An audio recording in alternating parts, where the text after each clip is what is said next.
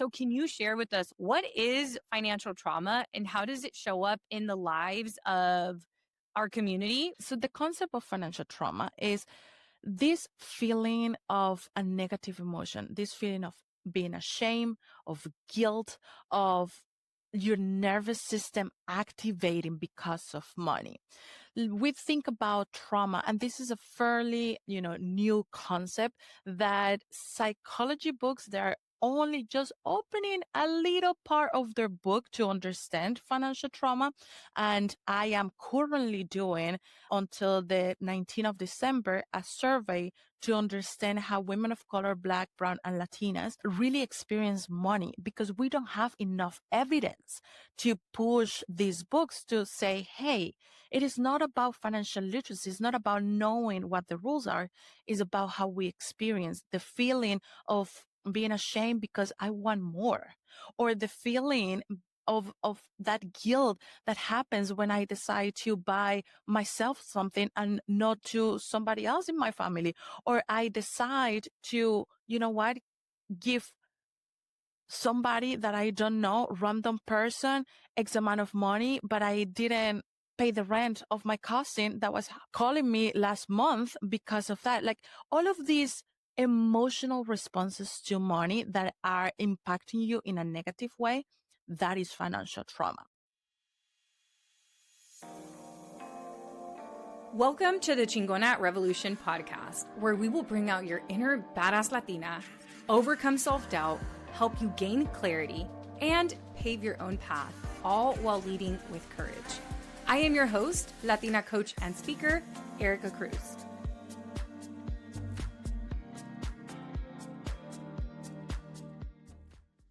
Alejandra, welcome to Chingona Revolution. How are you? Welcome to the show.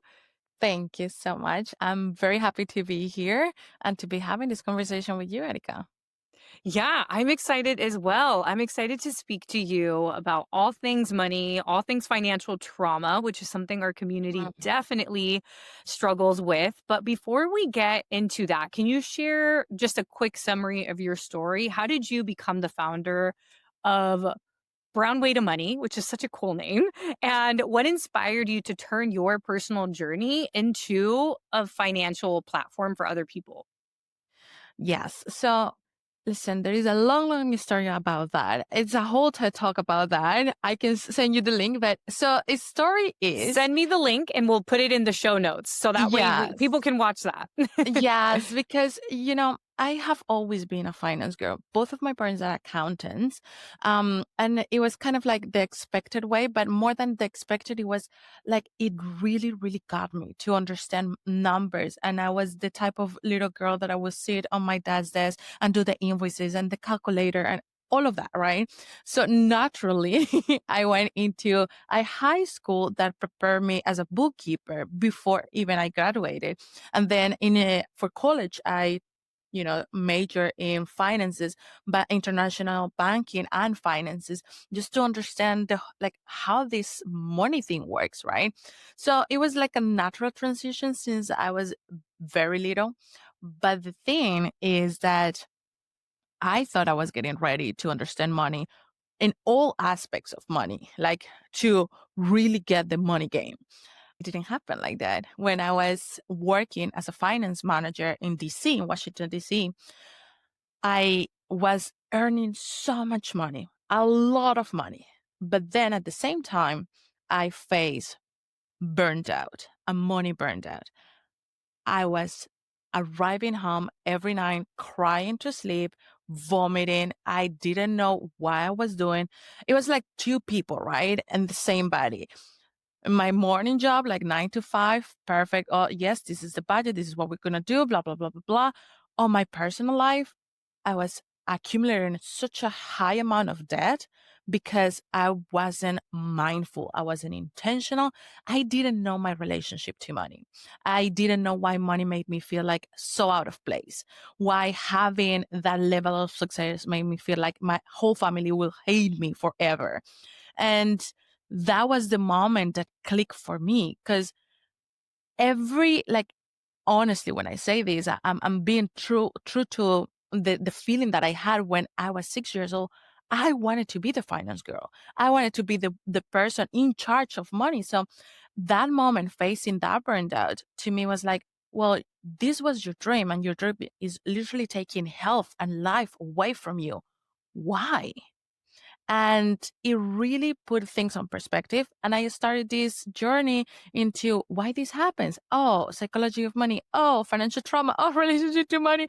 Why nobody talked to me about this in the 10 years of career that I spent, researching and understanding money? So I took, las cosas como son in my hands. I was like, people need to know about this, and not everybody, but we as a Latinas, and personally as a Black Latina, it is my mission to, now that I have gone through, because I really study this and I have gone through, it is my mission to put it out there and to really tell these other women that are experiencing the same.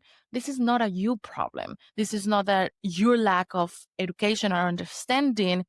This is a bigger picture, and it's a lot of other things that goes into the equation. So that's how my story led me to be here today, really doing what I'm doing. This is so fascinating because you grew up around numbers, you grew up around understanding probably balance sheets and all the things that all my friends who are entrepreneurs, we do not like the bookkeeping side of it, but you grew up I love it. with no, almost, like you said, sending the invoices when you were a kid. But what this demonstrates is that knowing isn't enough, right? You Mhm. knew you knew how money worked, but it sounds like what was really the thing that was inviting you to work on was the money trauma, right? Which Right. is something that is affecting our entire community. So Yeah. you are a certified trauma of money practitioner. I didn't even know that that was a thing. I was like, how cool is that? And now that Yeah. you've shared your background, it makes so much sense. So can you share with us what is financial trauma and how does it show up in the lives of our community, right? Black and Yeah. brown community, or as a Black Latina. So either the Latino, Latina community and in entrepreneurs. So let's Yeah. start with just the Okay. So Latino the community. concept. Yeah. Yeah. And So then I'll ask the follow up about entrepreneurs. yes. So the concept of financial trauma is this feeling of a negative emotion, this feeling of being ashamed, of guilt, of your nervous system activating because of money. We think about trauma, and this is a fairly, new concept that psychology books, they're only just opening a little part of their book to understand financial trauma.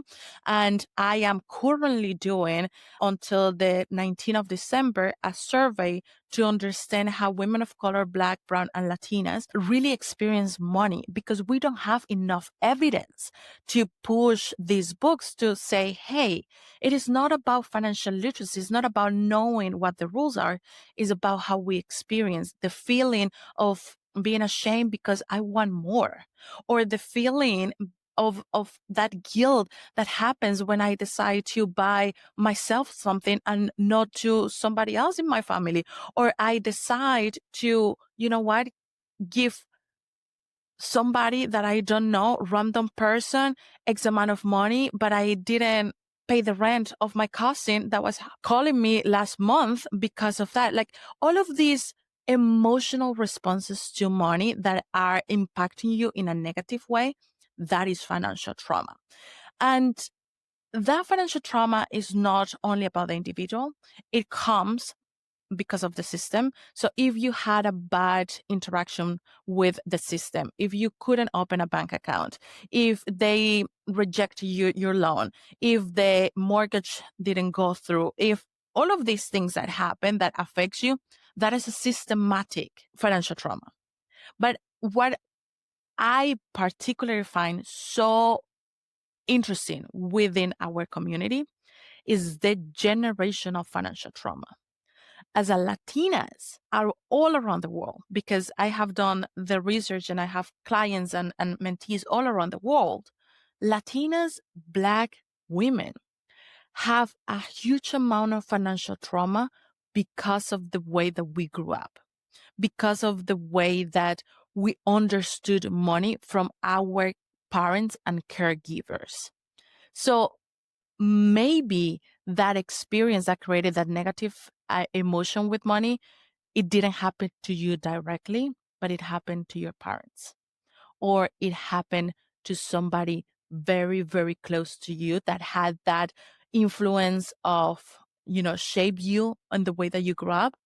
And that is how we live with money now.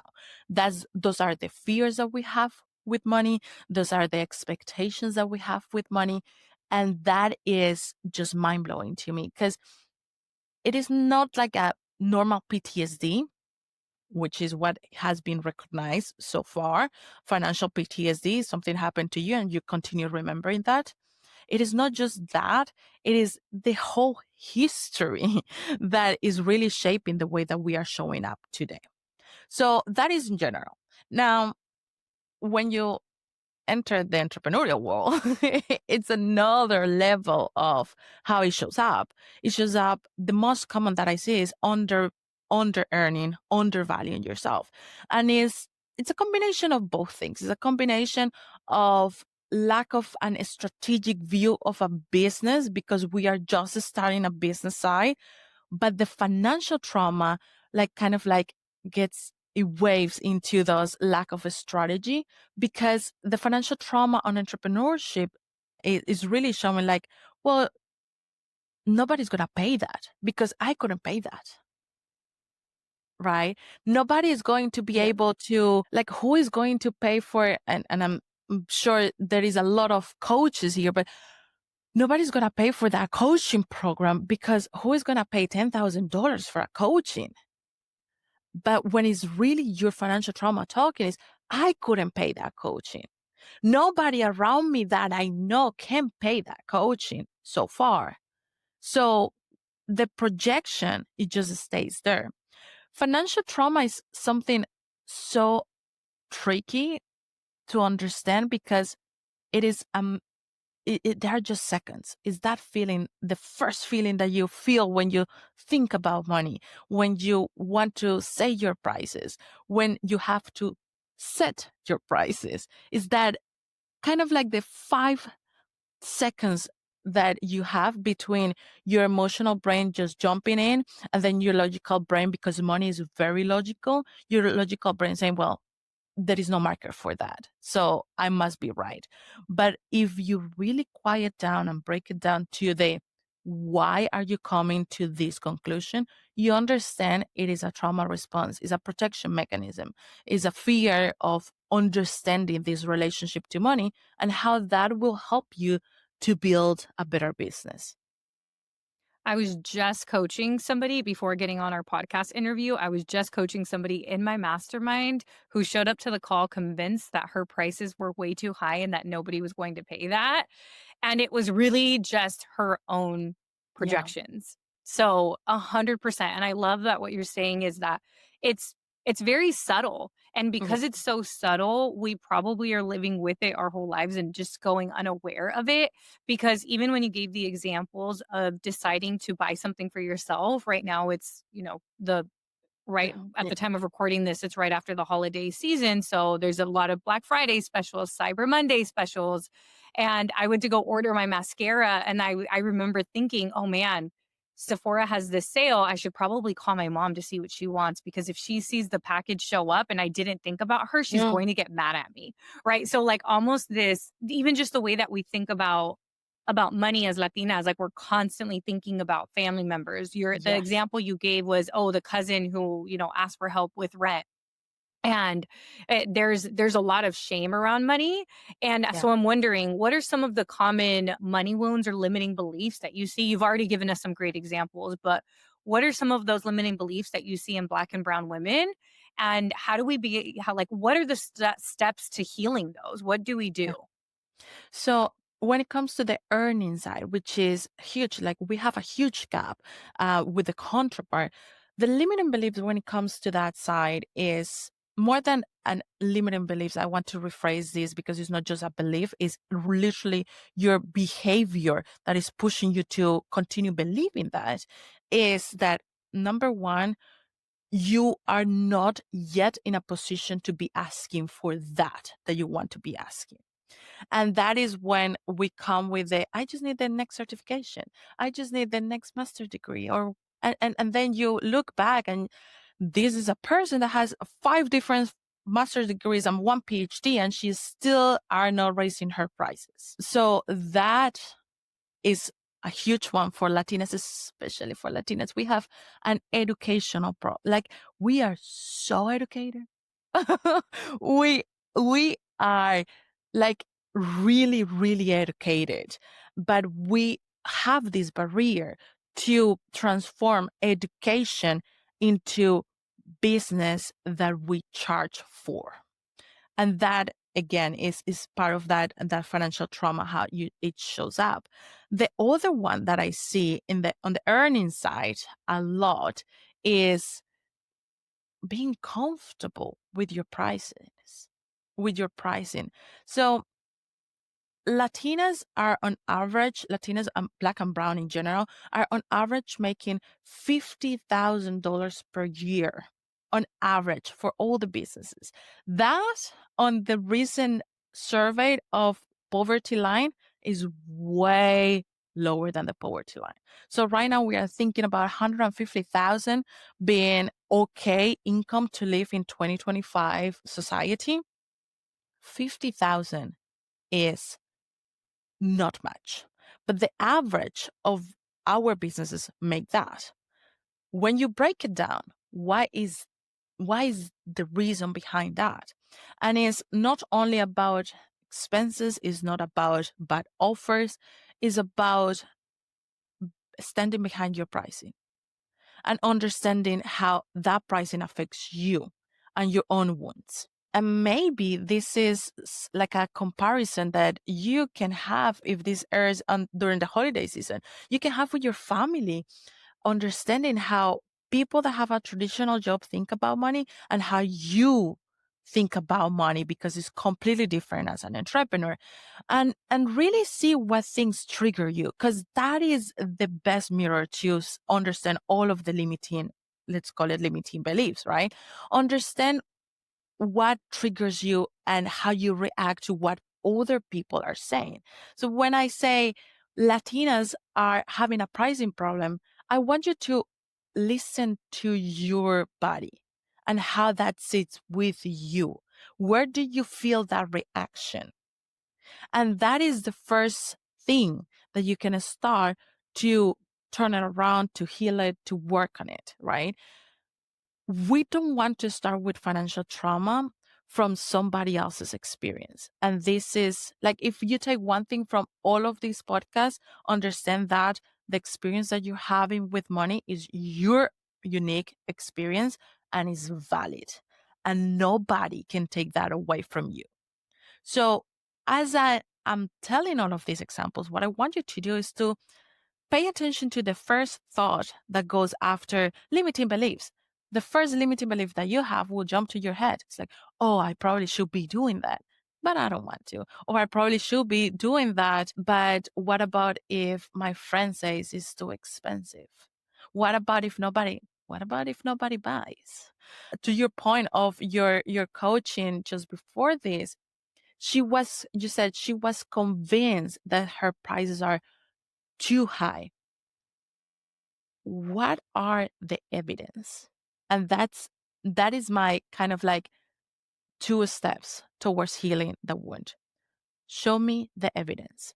And I don't want an evidence of 5, 6 clients that rejected you. I want a sample that it can be trusted, meaning that from 200 calls, you receive 190 rejections and 10 maybes. That is a sizable sample that I can have to say, okay, we need to revise your prices. Amiga, I hope you're enjoying the show. We are going to get right back to today's episode, but I just had to drop in and check with you. How are you feeling? How are things going? If you find yourself frustrated or maybe shaming yourself because you have not taken the action that you wanted to take, maybe you are just tired of starting and stopping or overthinking or worrying about what your coworkers are going to think about you or your family members are going to think about you if you finally start that project that you've been wanting to start. I just want you to know that I see you. I feel you. I overthought starting my Instagram page for 2 years before I actually started it. So I get it. I totally understand. And if you find yourself in this position where you know that you want to make 2024 your year and you're ready to stop procrastinating and start taking action, then I invite you to Courage Driven Latina. Courage Driven Latina is my signature program where you will legit change your life in 90 days because we are going to help you take action on a courage project in 90 days.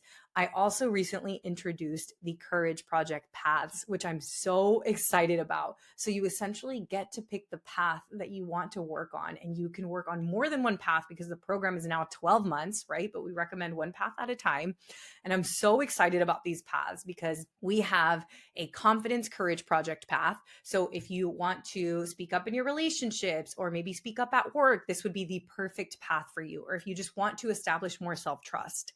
The second path we have is the content creation courage project path. So this is perfect for you if you want to create an Instagram page, a TikTok account, or perhaps you are ready to launch your own podcast. We even have a whole podcast course inside of Courage Driven Latina. The third path is the career courage project path. So if you know that you want to be at the director level or the VP level, or maybe you're ready to change your job to a different job, then this would be the perfect path for you. Maybe you're like, you know what, entrepreneurship is cool, but it's not really for me.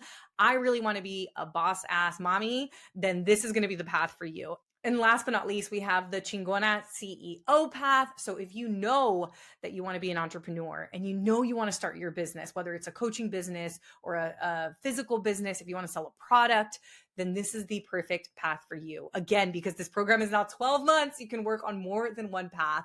Join the waitlist for Courage Driven Latina by going to the link down below in the show notes, because when you join the waitlist, you are going to be the first to know when we open doors, and you may even get some early access. So ensure that you join the waitlist. I cannot wait to work with you. We have some incredible women in this program, and the fact that it's now a year long, we've already seen so much transformation. I can't wait to work with you. Let's get back to the show, and don't forget to join the waitlist. But if it is after 5 people that you have talked and you feel the uncomfortable feeling of being rejected and you want to hide and your mind takes you back to that moment in high school when somebody rejected you and you wanted to hide, and even before that when you did something and you remember the same feeling. Because this is the thing, Erica, financial trauma is created, science says, and research have really studied that it starts around 7 years old. I have seen it with my own daughter that it starts way earlier than that, how they show it. So you are really talking to your brain in levels of 5, 6 years old kind of thing, right? You cannot expect this to be a logical thing. You can expect it to be, I don't know why I'm feeling like this, but I'm just gonna go to my safe place, go to my lower prices, go to not offering, go to not looking at my bank account, go to swapping that Oh, credit can card, we right? talk about that? Can we talk about Yes. this of avoidance, right? Because Yeah. what happens with my clients, because I've seen it over and over, because I help them get started, so they've never really done this before. They'll post once and they're like, "Oh my gosh, I didn't have 5 people come into my inbox, so nobody wants this." And they go Yeah. to these extremes. But to your point, then they start hiding. But financial avoidance is a huge thing, whether it's entrepreneurship or just individuals working a 9 to 5 or working a normal job, or contractors, but or contract jobs, sorry. But the act of not wanting to check your bank account and different things Mhm. like that, what would you say about this avoidance? Because it's such a common thing that occurs, but I think also with Latino culture, we avoid a lot, right? We avoid emotions, we avoid vulnerability, and it sounds like money is just one of those things Yeah. that's a byproduct of avoidance. Yeah.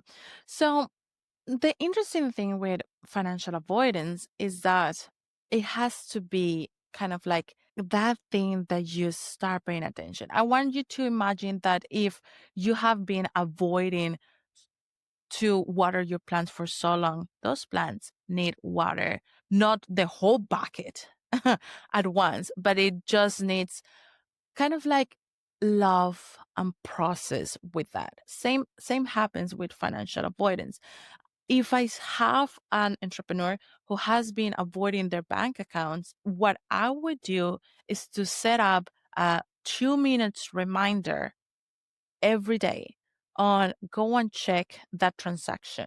Go and check that one thing that excites you in your bank account, and then progressively start getting into the topic. Financial avoidance happens because there is fear involved. So the reaction to the fear is to avoid it. It's just normal, right? You don't want to be dead, but that thing that, like, you don't want to be killed by that threat that whatever you're doing is now sending signals to your brain.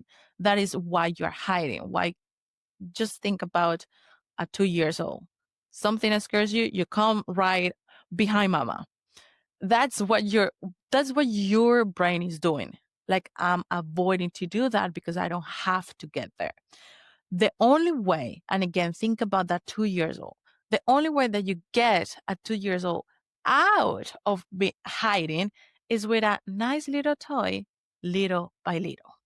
So, oh, you want to see this? Okay. Oh, you want to see that? And every day, that's what we want to do. Now, what happens with entrepreneurs is that it's going to sound harsh, but this is literally how I talk to my clients and mentees. If you want your business to work, I cannot go around the sidelines with you. You know that having a business represents a risk. So everything that you do is gonna send threat signals to your brain. Everything, literally. Like is the Instagram post, is the pitch to whatever. Like I'm a Forbes columnist. It took me 1 year of pitching and hearing nothing. Like 1 year of pitching to an inbox that didn't reply. Okay, we got it. Nothing. That is scary. But you, as an entrepreneur, you have a mission in mind and you have an end goal.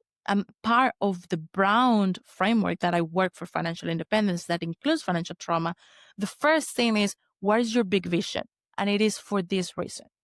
If you don't have a big vision that you can come back to and that pushes you forward, you're gonna always be walking on the sidelines with your brain, trying to make commitments, little commitments to let that step that you know you have to take move forward. And that is so slow. So as an entrepreneur, what I want you to do is to be the adult in that conversation that you're having with your brain, which is your child right now. So be the adult and say, okay, this is the goal that we have. If we want to make a 7-figure business in 2026, you cannot get there if you don't know where you are. And how do you fix the problem of not knowing where you are is by looking at your bank accounts. Check, you do it. What else do you need to get there? Well, I also need a strategic plan. Okay, you look at your bank account. What else do you need? And so that's what you have to do in this case, specifically for entrepreneurs. It is different with 9 to 5 because financial avoidance comes when it goes through the expenditure side and not the income. Right. But for entrepreneurs, is all the other way around. Yes, definitely. So, thank you for sharing that. And speaking about you being a Forbes columnist, I've seen some of your post of your recent articles, and Yeah, one of them was about how Latinas are the group that's starting more they're becoming entrepreneurs bigger faster at a faster rate than any other group, and also that investors are betting big on Latina founders. So, yeah, I I'm forgot that. curious, what do you think they're looking for and what can founders do to prepare for this kind of opportunity? Because I think their investors are like finally seeing, oh wait, one, they're actually really good entrepreneurs. Two, they're starting businesses at faster rates than any other group. So for Latinas who are entrepreneurs, what would you suggest? Yes, I also will send you this link. I have four VCs, no, three VCs and one angel investors. They're both, they're most of them, they are Latinas, investing in Latinas. So you can hear it from them. I'm not a VC, but I can tell you what we have prepared is investors are looking at Latinas that prove that they want to run their business. And that's in a nutshell what they have all say. I want you to show me with receipts that you have a skin on the game, that you have a viable business, because of course is an investor. They want to see how their money are gonna get back to them with that return. But more than anything, they want to see that founders that believe on what they are doing and that they are capable of putting their voice out there and fight for that mission. So I had on that conversation, one of the VCs, Ashley, is she is doing amazing. She was one of the founders, not founders, investor for Elevest when Elevest used to be the platform for women to start investing.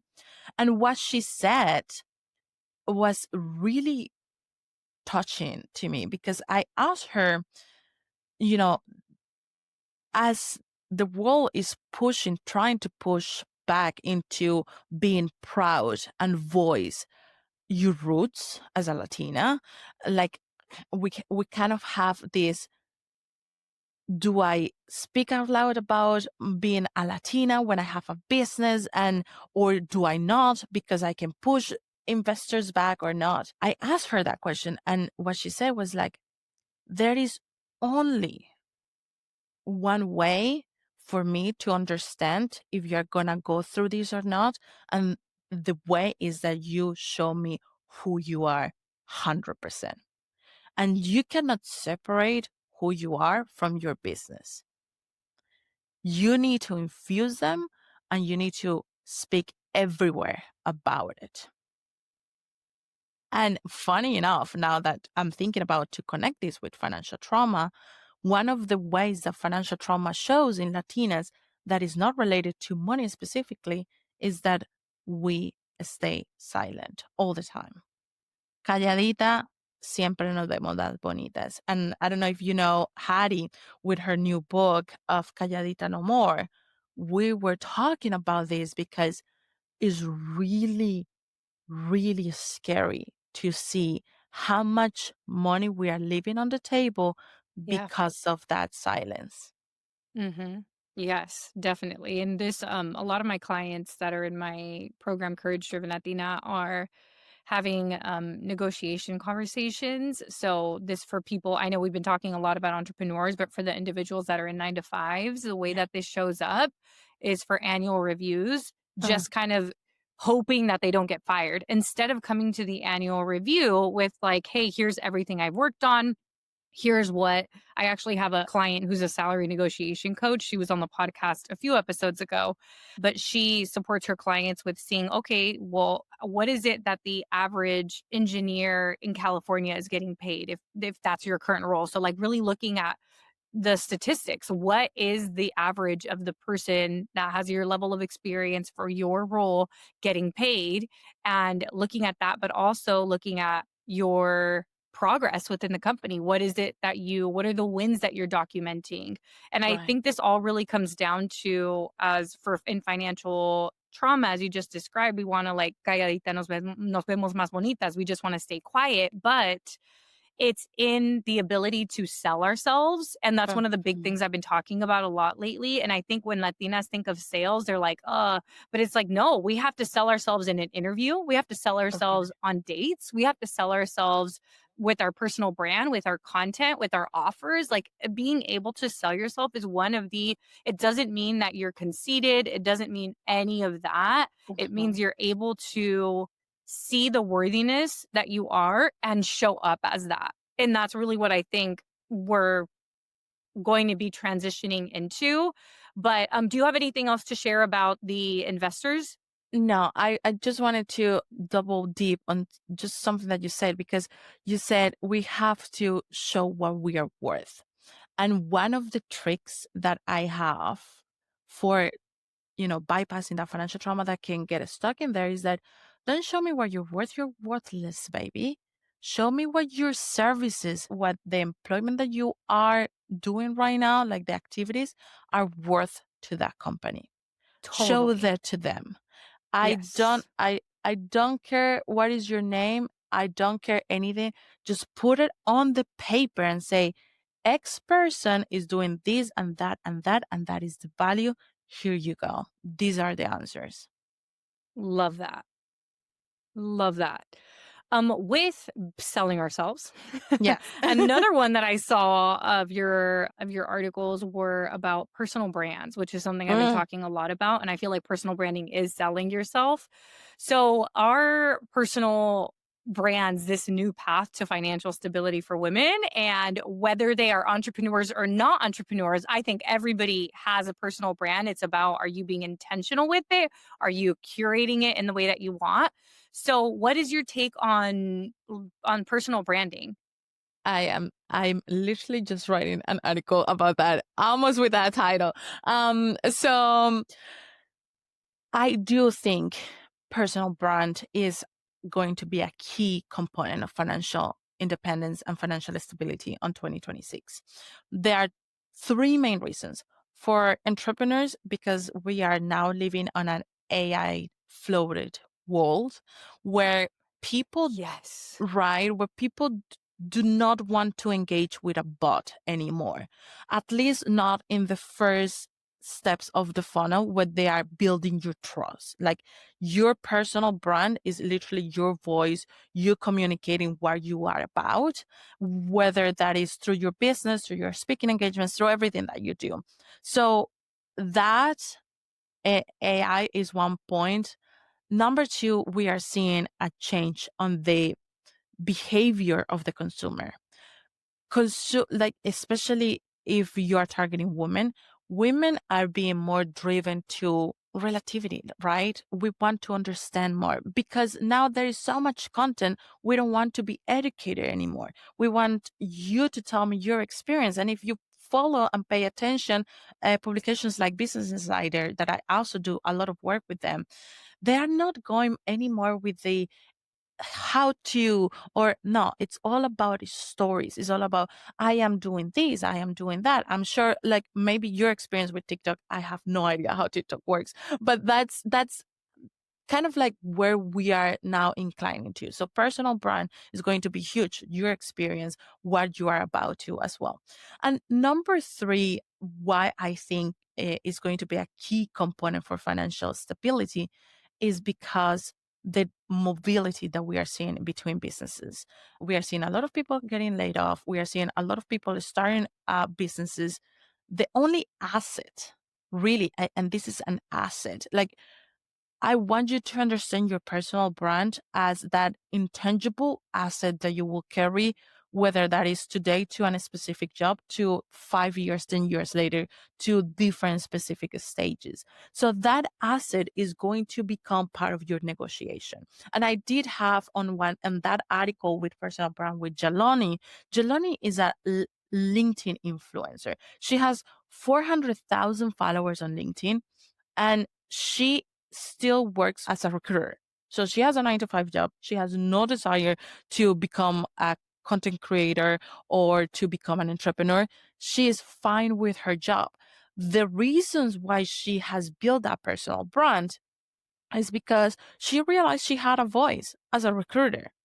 And that voice helped her and help her company because more people are applying, understanding that, oh, that's so cool to work for that company that allows you to be your whole self. So it is not about only entrepreneurs, it's about everybody. I do think as a women of color, we are way overdue of having a personal brand if you want to build kind of like a narrative around what it matters to you. That is your asset and how you protect what matters to you. I couldn't agree with you more, especially because your personal brand is something that no company can take away from you, right? So whether you are looking to start a business or not, with the rise of AI, there's Yeah. layoffs and there are restructuring happening in different companies. And having a personal brand makes the difference between, are you going to have people in your inbox with opportunities, or are you just going to be submitting and submitting resumes? So, personally, I think everybody needs a personal brand. That's how I started my business. I started posting content on TikTok and then accidentally blew up. And then people were like, "Hey, do you offer coaching?" And I was like, "What's coaching?" So it really was like first the personal brand and then the business was a Yeah. natural thing that happened after the fact. But yes, I love everything that you're sharing. Is there anything that I have not asked you that you want to share with us? I think we have covered a lot. One of the things, and it depends how when this podcast is gonna air, but if it is before the holidays, one of the things that we can all do that to lower the financial trauma is be curious about your conversations during these holidays. Holiday season is a season where most of us get triggered because it's gifting season, because there is all the family here, like you name it, all the reasons there. But holiday season is like this kind of weird thing. Take that moment to understand what you need to work on so that you can include that into your strategic plan for your business in 2026. Now, if this episode airs after that, that is never too It late will moment. happen before. Yeah, Okay, it'll okay. be very relevant. Yeah. Okay, okay. So I love that. And can you also talk about just like the pressure of the financial pressure of buying people gifts? I Because that's know. something that, like, oh, si le voy a comprar a esta tía, then I have to buy it for all the tias, like that people Yeah, pleasing that can come yeah, up with money. yeah. Listen, and we can do a whole episode about that, but to the pressure of giving money or gifting during the holiday season, I really would love for us as a Latinas to understand that when we are pressing the give more button, it doesn't duplicate. It's just one button. And you either give from your 100% and you start giving 20% to this, 20% to that, and 20% to the other one, or you keep more to yourself. And that is not talking only about money, it's about energy and it's about mental capacity. So for the holiday seasons, if you feel any kind of pressure, remember that every time that you feel that pressure is because you are pushing that button of 100% and it started to give it away. And that moment, I want your mind to remember, who do you want to give that 20%, 10%, or whatever is the percentage that you're giving away? You want to give that percentage to your tia that you're just making it because, your mom said that you should, or you want to give that 20% to yourself to be in a better position in 2026 to start that idea that you said that you were going to start. Always think about this and prepare yourself emotionally and even write a conversation and how you're going to tackle that conversation with your mom, with your aunt, or whatever. How I did it when I started, because yes, even when you have all the studies and finances, the tias, oh, you didn't buy me a gift. And then you feel like, oh, I didn't buy or whatever. How I started was to write down my conversations. I know that my tia X is going to say something about that. So when she does, how would I like to respond? And I will write it down and then I will rehearse with my brother, say, okay, you are the tia. You're going to tell me. And then I will feel the change on my nervous system response. So when the moment actually came to be, I was like, yeah, I'm just not giving gifts anymore. Now in my family, even that we have almost 2 years old, we have a set of rules during Christmas.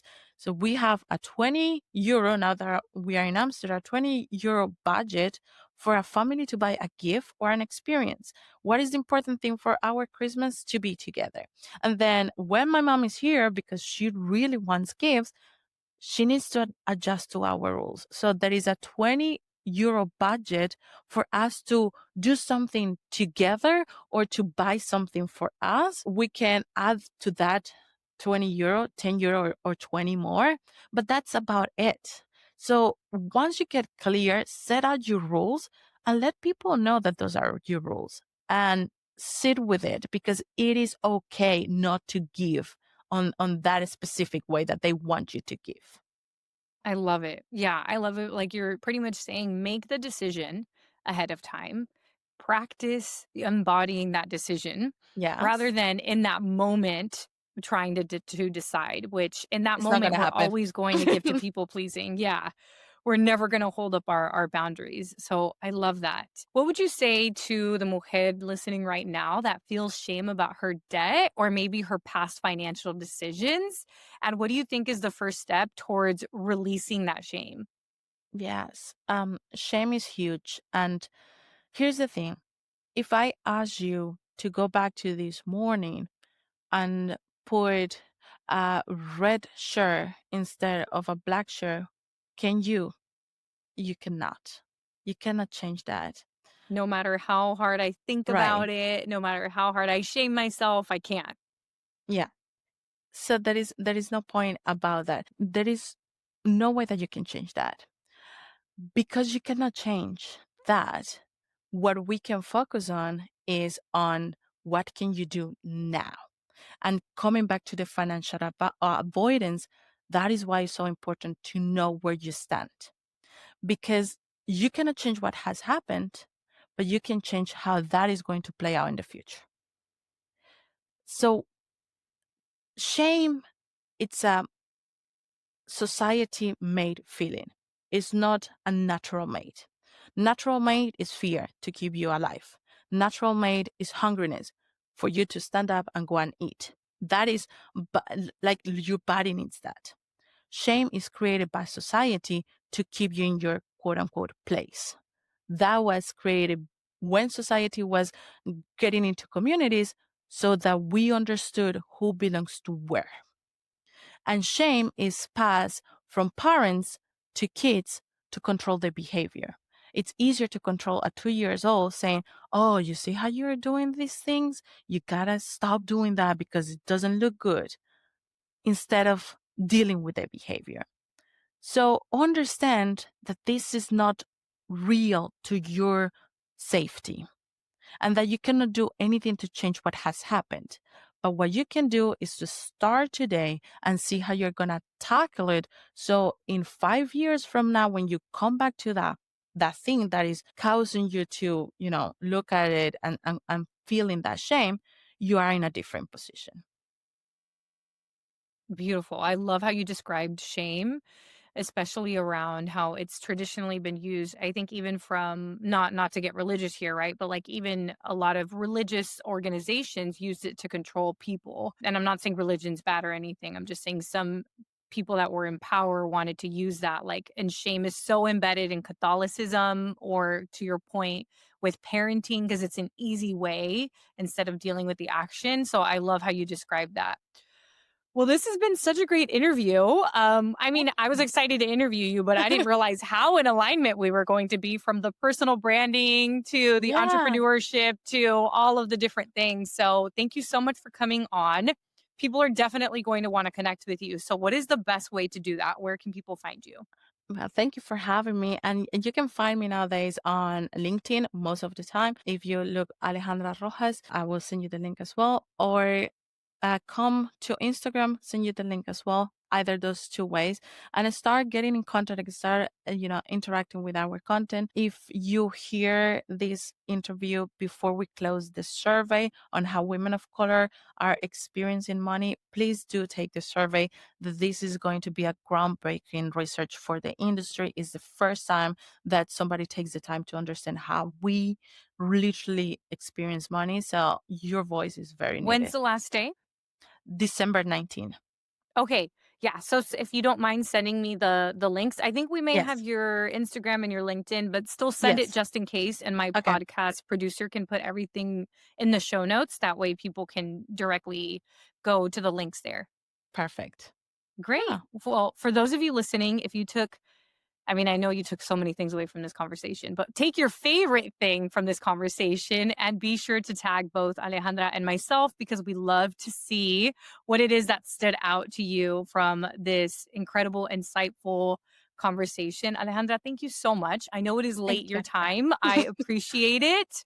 If I Thank would have known, I would have suggested a way earlier time. I didn't realize you were in Amsterdam. So thank you for sticking with it and sharing your Absolutely. wisdom.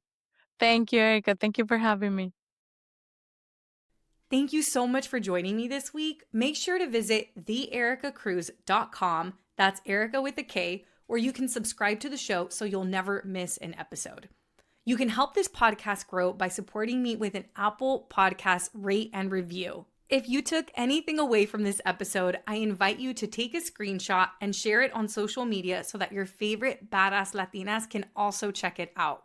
Be sure to tag me at the Erica Cruz. That's Erica with a K because you know I want to see it. If you're ready to join the revolution and be a part of the Courage Driven Latina community, visit couragedrivenlatina.com to get more information and join the waitlist. Thanks again, and I'll see you next week.